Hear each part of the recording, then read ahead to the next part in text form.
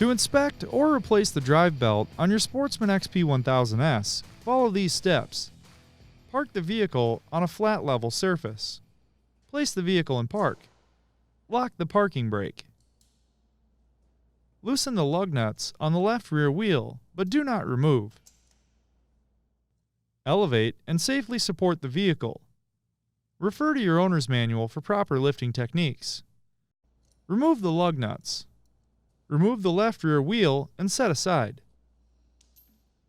Remove the 4 fasteners retaining the lower left-hand frame support and remove from the frame.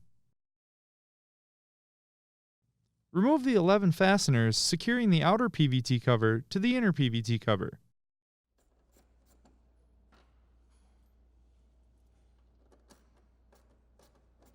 Using care, pull the outer PVT cover out of the wheel well. Inspect the cover seal and replace if necessary. Take note of the drive belt direction of rotation for reinstallation if needed.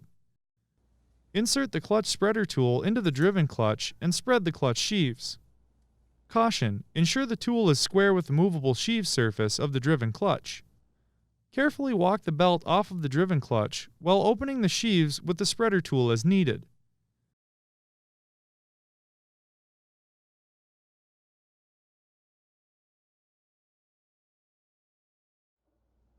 Then remove the belt from the drive clutch. Inspect the belt for any fraying, hourglassing, loose cords, missing cogs, abrasions, burns, or damage, and replace if needed. Clean out the inside of the clutch covers thoroughly.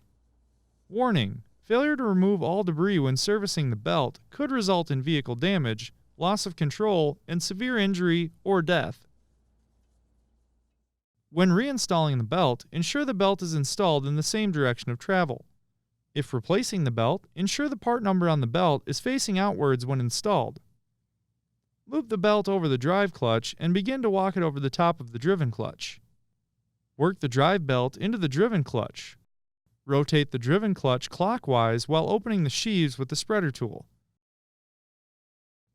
When the belt is fully installed, rotate the driven clutch 5 to 7 times to seat the belt. Carefully reinstall the clutch cover.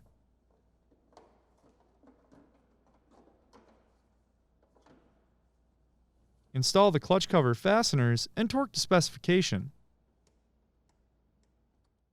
Locate the dot on the end of the lower left-hand frame support and align with the chassis. Caution: the dot end must be installed towards the bottom of the frame. If not installed properly, the lower left-hand frame support could potentially break. Torque the fasteners to specification.